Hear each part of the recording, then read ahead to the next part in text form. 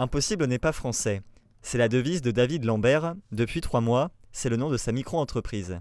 Cet adage l'a sorti du chômage. Le lendemain du match France-Ukraine, où la France s'est qualifiée de justesse pour la Coupe du Monde, j'ai vu en gros titre dans les journaux « Impossible n'est pas français ». Et donc je me suis dit, il y a un truc à faire avec cette phrase, cette leitmotiv, parce que c'est un vrai gimmick. Pour concrétiser sa marque, cet Aubourdinois a dû créer son logo. Il nous en dévoile les codes. Le logo officiel d'Impossible n'est pas français, c'est celui-ci. Donc ça représente un animal mi-coq, mi-félix.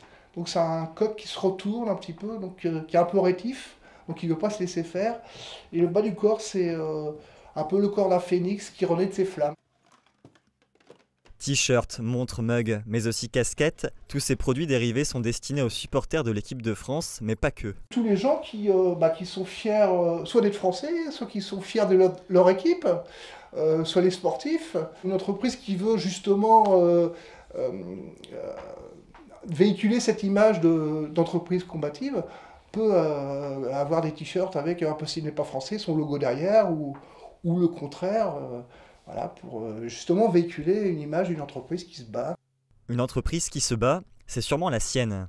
Si les stocks sont loin d'être épuisés, le moral de David ne l'est pas non plus. J'aimerais avoir du boulot pour moi, faire bosser d'autres gens, et puis si ça marche bien, embaucher les gens. Hein. C'est pas impossible, c'est pas français. Donc...